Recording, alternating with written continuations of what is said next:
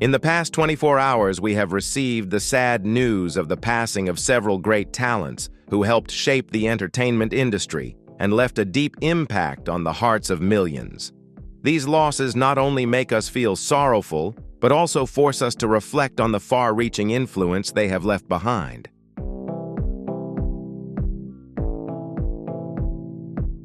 Today, we take this time to remember and honor the legends who have passed. It's an opportunity for us to reflect on their legacy and recall the unforgettable moments they gifted us. Before we begin, we'd like to call on your support. If this video or their legacy has touched you, please show your respect by liking the video right now.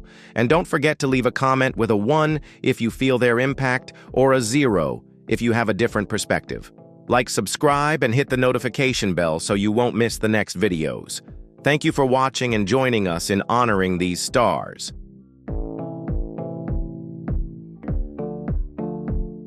Ed Gale, a dedicated actor, best remembered for portraying the infamous Chucky doll in Child's Play and for donning the costume of the title character in Howard the Duck, passed away on May 27, 2025 in Los Angeles at the age of 61.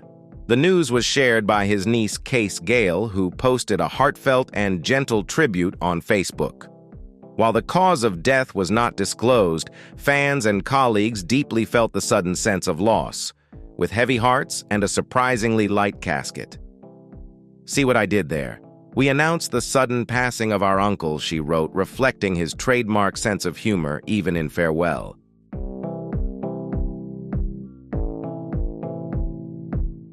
Despite standing at only 3 to 4, Ed's presence on screen and in life was larger than most people. With over 130 roles in films, TV shows, and commercials, his work left a lasting mark. From horror to comedy, Ed infused his roles with heart and humanity, always bringing a punch to the face of his characters, but never to his spirit.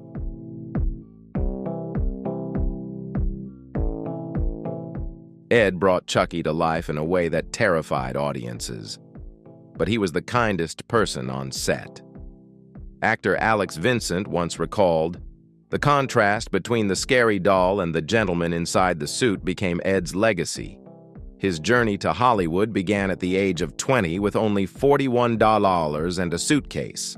By 1986, he landed his real role as Howard in Howard the Duck, a performance that required hours in the costume and a commitment to storytelling that most people had never seen before."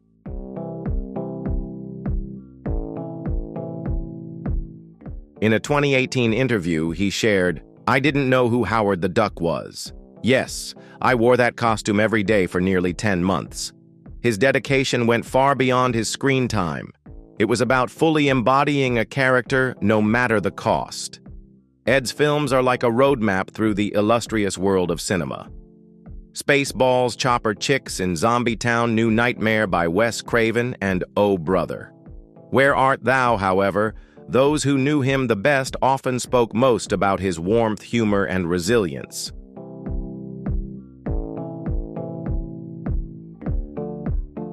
As Case wrote, he never looked back, reminding us of the courage needed to pursue a dream without guarantees. As we remember Ed Gale, it's not just for the characters he played, but also for the joy and integrity he brought to his craft. We invite you to share your memories. Did Ed's roles leave an impression on you? Please share a story, a favorite moment, or a kind word below. Let's honor the man behind the mask together.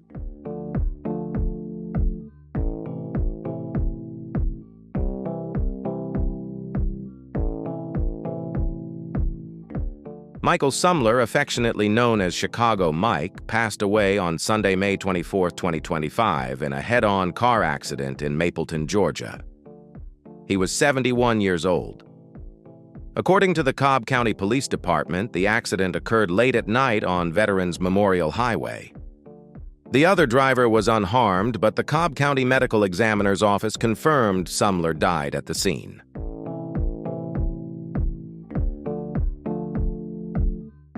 The news was confirmed by authorities and reported by Entertainment Weekly.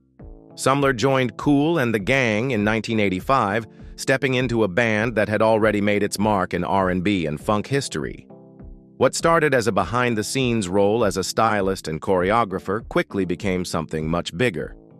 With his vibrant, energy-powerful stage presence and signature style, Sumler became the spark that ignited the band's excitement, shaping their live performances for over 3 decades.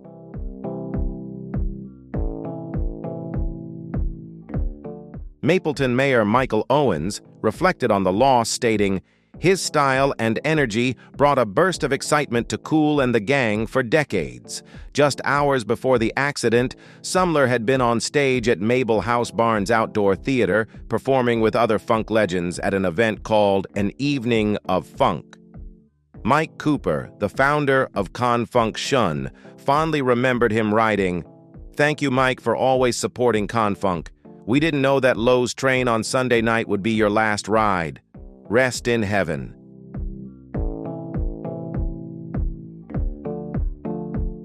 Over the years, Sumler had become a fan favorite. Although he was not one of the founding members of the band, he brought new life to their performances. His rhythm timing and deep connection to the music helped Kool and the gang transcend decades and reach new generations of fans. His contributions may not have always been highlighted, but they were deeply felt by the band and the people who danced to their songs. Kool and the Gang, founded in 1964, has seen over 40 members.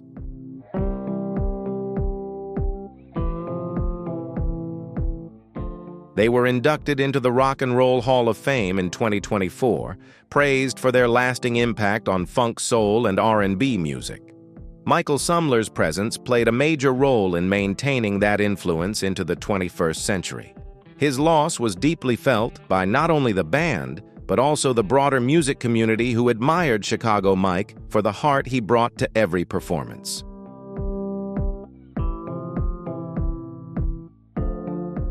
Mohammed Hamina, the Algerian director behind Chronicles of the Years of Fire, the only African film to ever win the Golden Palm at Cannes, peacefully passed away on May 23, 2025, at his home in Alers. He was 91 years old. His family shared the news on the same day that the Cannes Film Festival screened his most famous work in the Cannick category to commemorate the 50th anniversary of the award.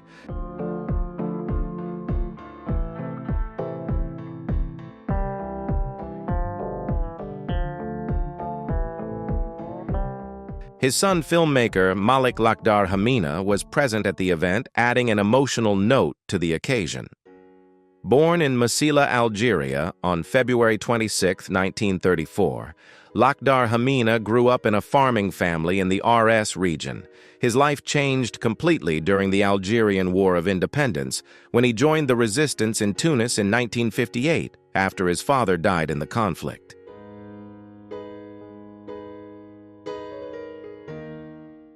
These early experiences greatly shaped his cinematic voice.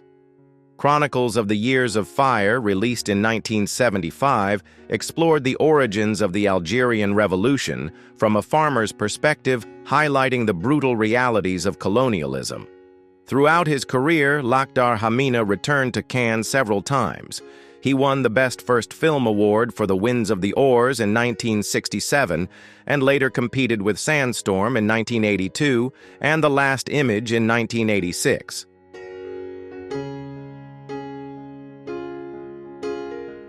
After a long absence from the screen, he returned with Twilight of Shadows in 2014, a film that became Algeria's official entry in the Best Foreign Language Film category at the 2016 Academy Awards.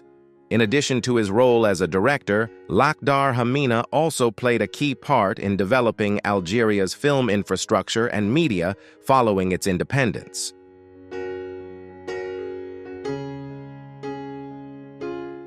He oversaw the National News Agency and led the country's Film and Trade Office during the 1980s. His influence was not limited to storytelling. He was deeply involved in preserving Algeria's identity and history through visual media.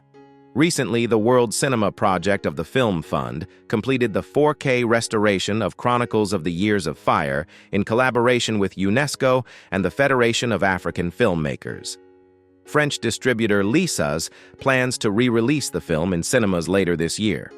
As the global film community reflects on his life and legacy, many remember him as a filmmaker who captured history in an honest and purposeful way.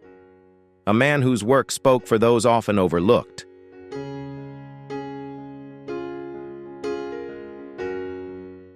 James McEachin, a Korean War veteran and supporting actor known for his roles in tenafly Perry Mason TV series and several Clint Eastwood films, passed away on January 12, 2025, at the age of 94. He was laid to rest at the Los Angeles National Cemetery in April, according to Hollywood Reporter.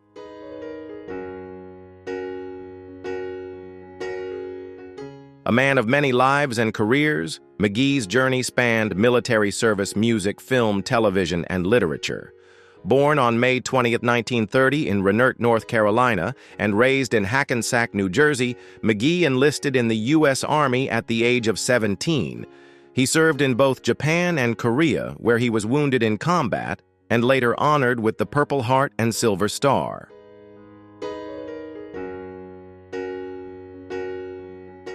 After returning home, he worked as a firefighter and police officer before heading to California, where he reinvented himself as a music producer under the name Jimmy Mack, collaborating with Otis Redding and the Furies.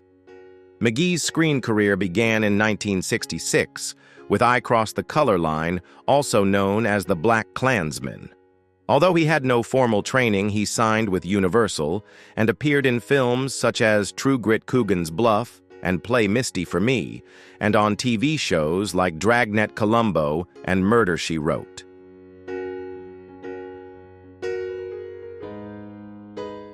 In 1973, he starred in Tenafly, one of the few shows at the time featuring a black actor playing a private detective. He later became a familiar face in 18 Perry Mason TV films from 1986 to 1995 and played Leland Frank Daniels in the first season of Matlock. In addition to acting, McGee authored several novels and a memoir. He also performed a one-man play, Above the Call Beyond the Duty, exploring the personal costs of military duty, staged at the Kennedy Center and Mark Taper Forum.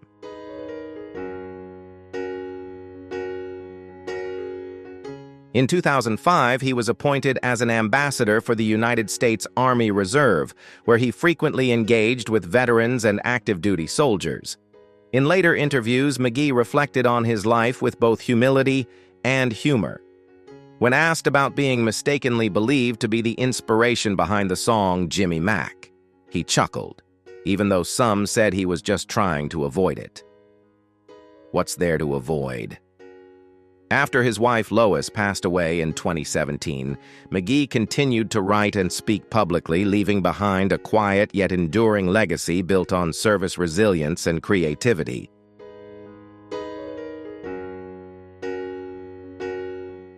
Adam Selwood, a former West Coast Eagles champion player and a respected member of one of the AFL's most admired families, passed away suddenly in Perth on May 17, 2025.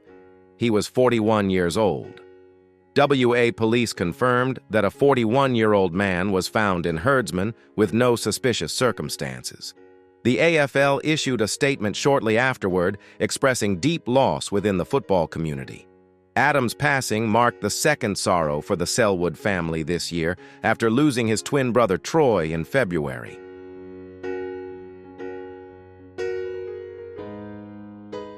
Hailing from Bendigo, Adam was drafted in 2002 and played 187 games for West Coast Eagles, including the club's thrilling victory in the 2006 Premiership.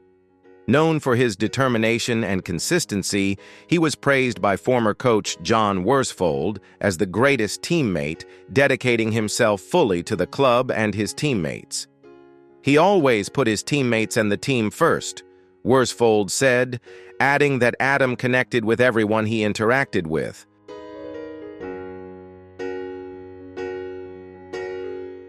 He continued to serve the club after retirement as a mentor and staff member, leaving a lasting impression both on and off the field. Adam was a devoted husband to Fiona and a proud father to Lenny and Billy. In a statement, the Selwood family said, "We will miss Adam deeply, his spirit, kindness, and joy that he brought into every room."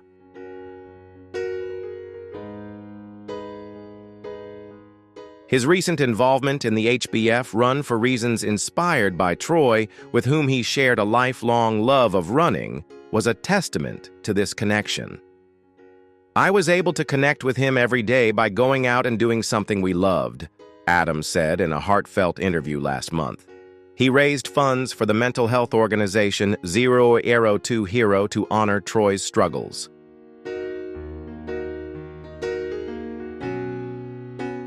The news sparked a wave of grief across the AFL. Coach Craig McRae and players from various clubs expressed their sorrow, with many publicly overwhelmed. "It breaks your heart," former coach Adam Simpson said. Cameron Mooney, Joel Selwood's teammate, added, "Just a few months ago, we buried Troy. We're thinking of you and we love you."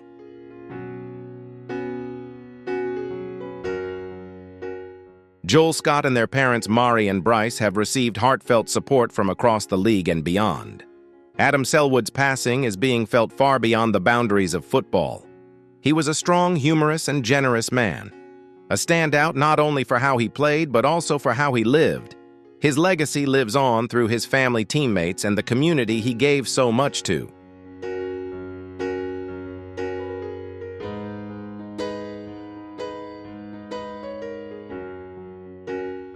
John Lithgow is one of the few performing artists whose talents defy categorization. He is an actor, writer, artist, and storyteller, a master of comedy, drama, and everything in between. For decades, he has moved audiences with performances that are not only skillful, but profoundly human.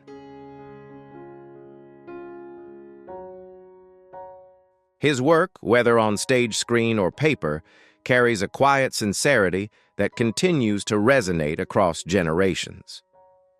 Born on October 19, 1945, in Rochester, New York, John grew up in a family where the arts were not only admired, but lived. His mother was a retired actress, and his father, Arthur Lithgow, was a passionate producer of Shakespeare festivals across the Midwest.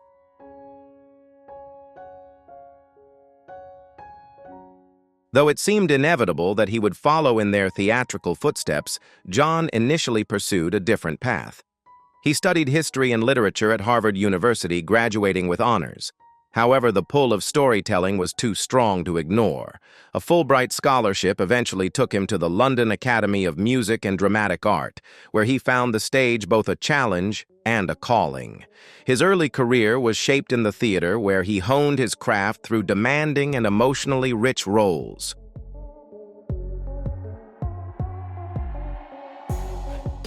In 1973, he made his Broadway debut in The Changing Room, a performance that earned him his first Tony Award and introduced audiences to a fresh, intelligent voice in American theater.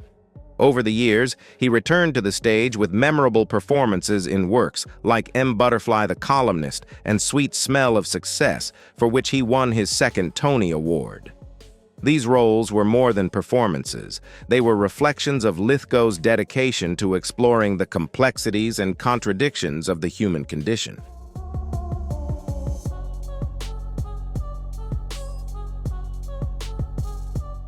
Lithgow's film career was equally rich and influential. In the early 1980s, he gained wide recognition and 2 Oscar nominations for his roles in films such as The World, According to Garp. This film in particular was not about characters demanding attention through spectacle, but rather about quiet, emotionally profound performances, revealing tenderness and vulnerability at the heart of his work.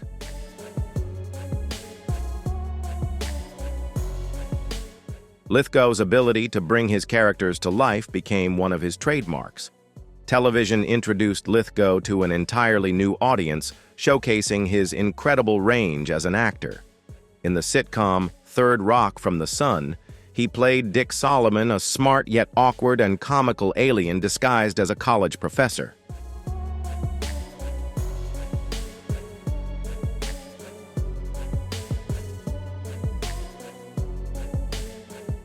His comedic timing, physical expressions, and absolute joy in the absurdity of the role earned him 3 Emmy Awards and cemented his place in the hearts of viewers worldwide. Many years later, he would turn that joyful energy into something far colder with his unforgettable role as the Trinity Killer in Dexter, a role that demonstrated how silent threats can be as effective and frightening as any overt danger.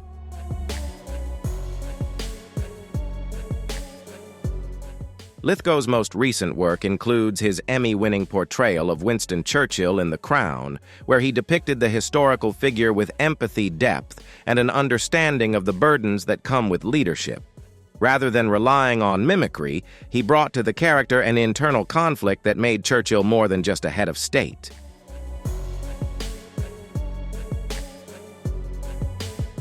He has become a man wrestling with his own legacy. Performances like these remind us why Lithgow remains an important and respected voice in contemporary storytelling. Beyond the stage and screen, Lithgow has built a meaningful career as an author and arts advocate. His children's books, filled with humor, poetry, and compassion, have found a home on the bookshelves of families across the country.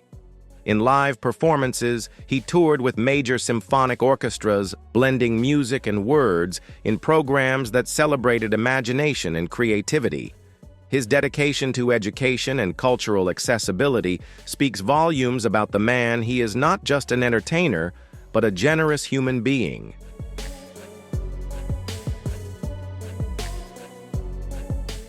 One of his most celebrated and recent stage roles was in the play Giant, where he portrayed the complex and sometimes controversial legacy of author Roald Dahl. When taking on such a layered character, Lithgow did not shy away from moral ambiguity. Instead, he embraced it, depicting the famous writer as both brilliant and flawed. This performance earned him the prestigious Olivier Award for Best Leading Actor, a recognition of his fearless artistry and his willingness to confront difficult truths.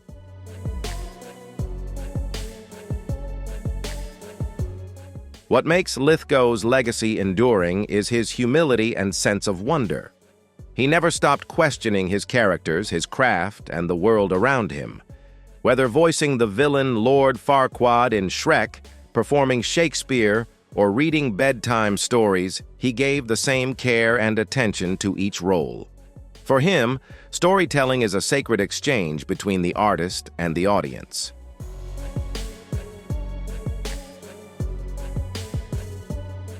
He listens as much as he speaks. He observes as much as he performs. In an age where fame often eclipses substance, John Lithgow reminds us that excellence still stems from empathy, curiosity, and compassion. His work invites us to laugh, to feel, and above all, to think. He doesn't shout to be heard. He speaks softly and sincerely, trusting that the stories themselves will find their way to the hearts of those who need them.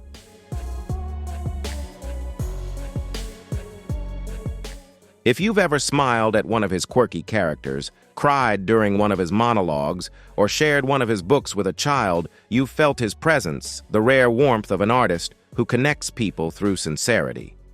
His performances are not just memorable, but meaningful. And in the quiet power of his storytelling, we are reminded of the grace that art can bring to our everyday lives.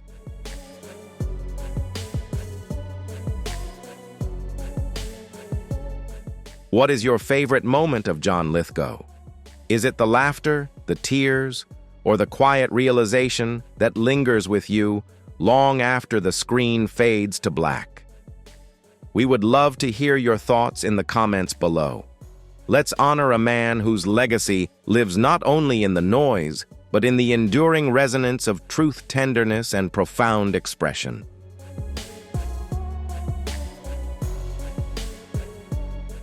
Tommy Reamon, a highly respected football coach and mentor in the Hampton Roads area of Virginia, passed away at the age of 73, as confirmed by his son in a social media post on May 22, 2025. Known for his deep commitment to young athletes and his leadership in various high school football programs, Reamon built a legacy rooted in mentorship and community service.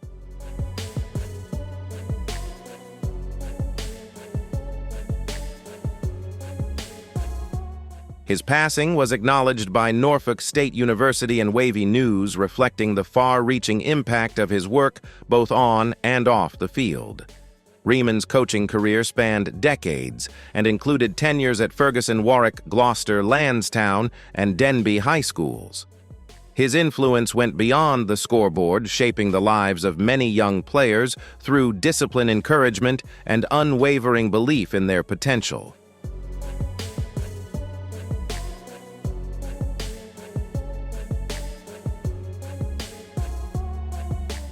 Two of his most famous former players, Michael Vick and Aaron Brooks, went on to achieve success in the NFL. Vick, now head coach at Norfolk State University, often credits Reamon as a foundational figure in his life and career.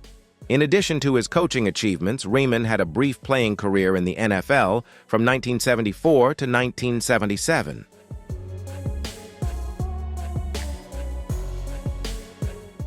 He also appeared in a small role in the 1979 film North Dallas 40, showing his willingness to explore life outside of the field. Despite these adventures, his heart remained tied to the game at the grassroots level. His son, in a post shared on Thursday, described his father's legacy as one built on love, guidance, and life-changing experiences.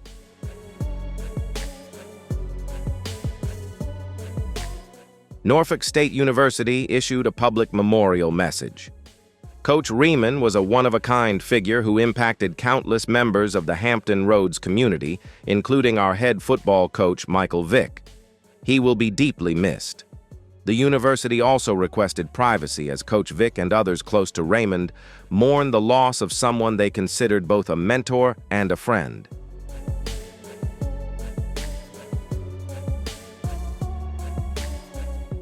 Throughout his life, Reamon was not only regarded as a coach, but also as a father to many.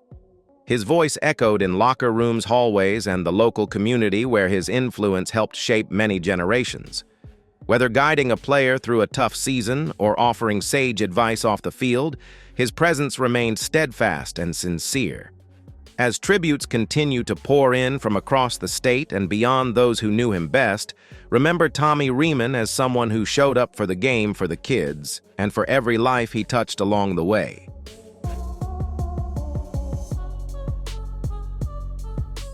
Samuel French, an actor from Texas, best known for his role as FBI agent C.J. Robinson in Killers of the Flower Moon, passed away in Waco on May 9, 2025, after a long battle with illness. He was 45 years old. His passing was confirmed by filmmaker Paul Sinor, who worked closely with French on his final project, and by his representatives in a statement posted online. French had quietly battled cancer for many years while continuing to work in film and television with great determination.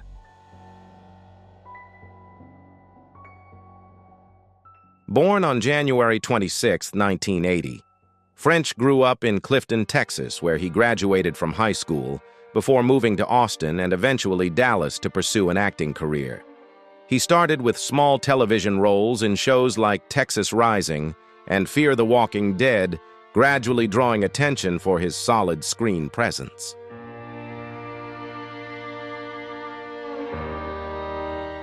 Over time, he appeared in several independent films, including Pegasus Pony with a Broken Wing, The Pro Bono Watchman, and most recently, Blood-Dried Hands.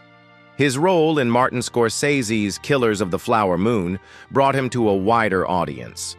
Playing C.J. Robinson, a secret FBI agent, French brought a quiet strength and sincerity to the screen, earning praise from critics and colleagues.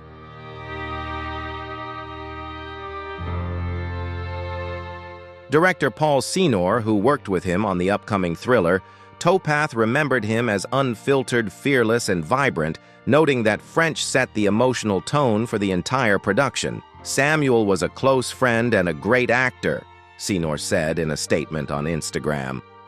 He gave everything to his work and it showed. I am deeply saddened by his loss and just wish he could have seen the final cut. He was the one and only. Sinor also shared that French often spoke about his daughter with pride and tenderness, and that his love for her was at the core of both his personal and professional life.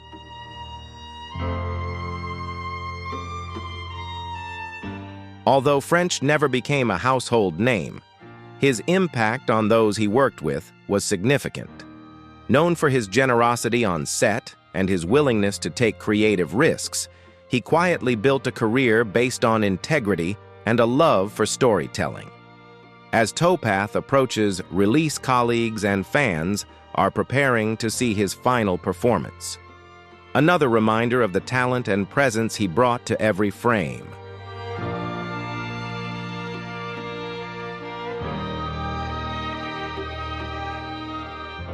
Lupita Torrentera, an actress best known for her works during the golden age of Mexican cinema, and her long relationship with actor-singer Pedro Infante, passed away at the age of 93. Her daughter Lupita Infante Torrentera shared the news on Instagram on April 26, 2025, writing, "Mom, we love you and you will always be in the hearts of all our family." The announcement described her as a beloved mother, grandmother, and great-grandmother. No cause of death was disclosed.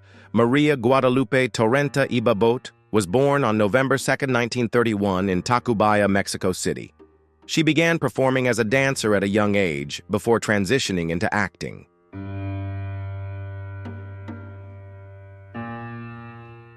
Her early appearances on screen include History Dean, 1942, Los Marabas, 1943, and Lavadil de Pito Perez, 1944, which helped her secure a place among the first talents in Mexican cinema. Although her film career was relatively short, it coincided with a formative time in the country's cultural history. Torrenta's life was deeply intertwined with Pedro Infante, one of the most beloved figures in Mexican music and cinema.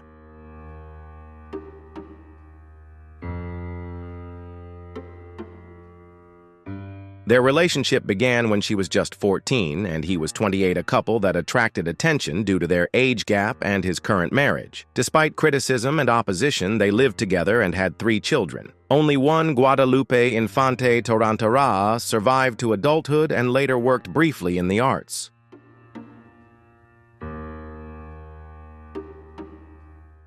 Their son, Pedro Infante Jr., also pursued a career in entertainment before passing away in 2009. After Infante's tragic plane crash in 1957, Torrenta later married actor and broadcaster Leon Michel. They had 3 more children before eventually divorcing. Michel passed away in 2013. Over the years, Lupita continued to participate in cultural events commemorating Infante's legacy. Often seen as the silent guardian of his memory, her presence at such gatherings reflected a life intertwined with both cinema and the personal story behind a public legend.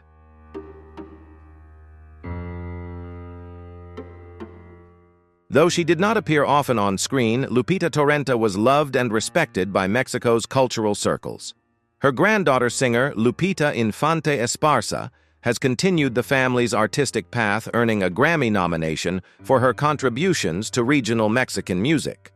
The Torrenta Infante legacy continues through her. As her family mourns, many remember Lupita as a woman who experienced love loss and change with calmness. Her story is intertwined with the history of Mexican cinema and the lasting memory of Pedro Infante.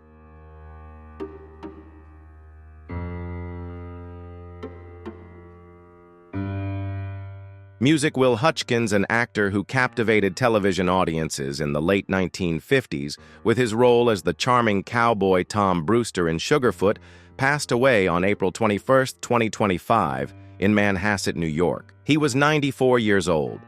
His wife, Barbara Hutchins, confirmed the news in a funeral home announcement, noting the cause as respiratory failure.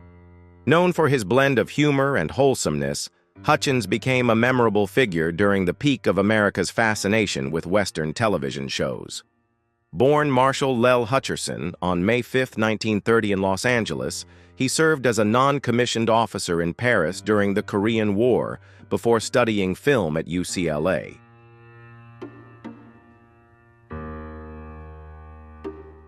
His career began in 1957, when Warner Brothers cast him in Sugarfoot, a show about an idealistic law student who becomes a cowboy preferring cherry soda over whiskey. The show stood out for its lighthearted humor during a time when more rugged Western heroes dominated. Hutchins leaned towards a gentler style, often using humor to disarm outlaws and convey moral lessons without resorting to violence.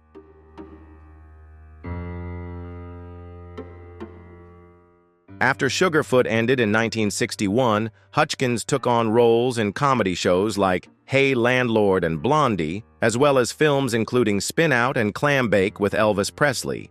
He also appeared in the famous Western film The Shooting by Monty Hellman, starring Jack Nicholson. As acting opportunities slowed down in later years, Hutchins brought his talent to a whole new audience, performing as a traveling clown in small towns across the US, Australia, and even Sri Lanka.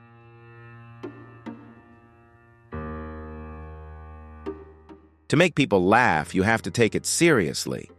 He once told Australian Women's Weekly, reflecting a deep understanding of comedy rooted in sincerity.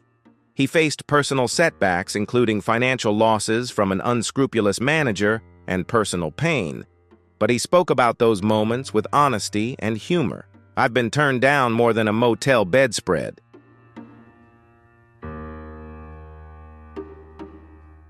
He once joked about the decline in his acting career. In the 1980s, at the suggestion of his wife, he worked behind the scenes as a delivery man at NBC before retiring in 1996. He often contributed personal essays to Western newsletters, reflecting on the rise and fall of the Western television cowboy era with humor and nostalgia. Will Hutchins is survived by his wife Barbara Torres, whom he married in 1988, and daughter Jennifer from his first marriage to Chris Burnett. If you were moved by Will Hutchins's story and his journey, share your thoughts in the comments below. Don't forget to like, subscribe, and hit the notification bell to stay updated with more heartwarming tributes like this.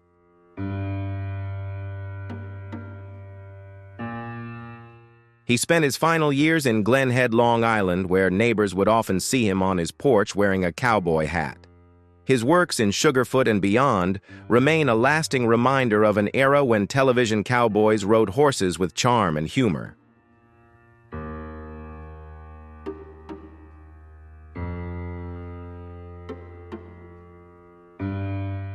Thank you for watching today's video. Leave a comment with a 1 if you resonate with Jamie Foxx, or a 0 if you have a different opinion.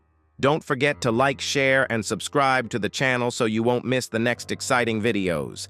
Thank you for watching and see you next time.